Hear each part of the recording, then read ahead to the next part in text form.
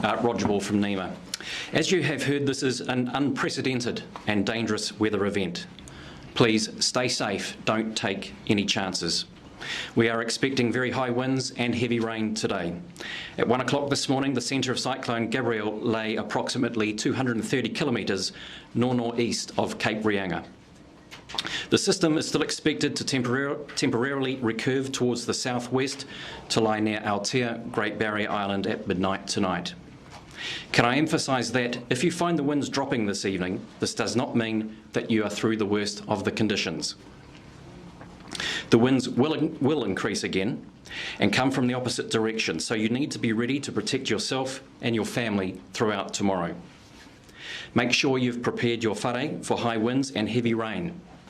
In affected areas, please avoid all non-essential travel. Stay home, and stay home if you can, and if it is safe to do so.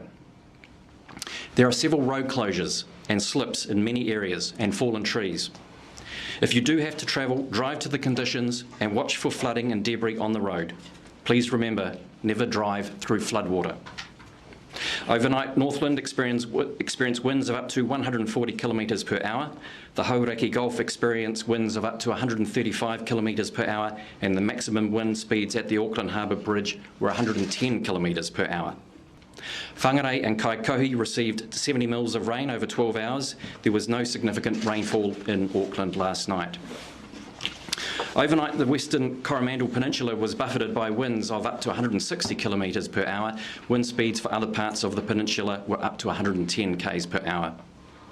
Here in the National Coordination Centre, we are monitoring the needs of civil defence groups around the country to ensure they have the support they need.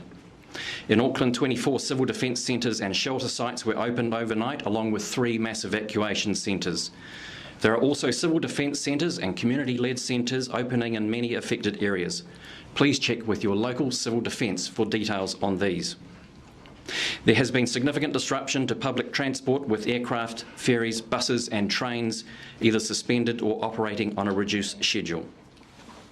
At this stage, we understand we have about 58,000 people across the top of the North Island without power.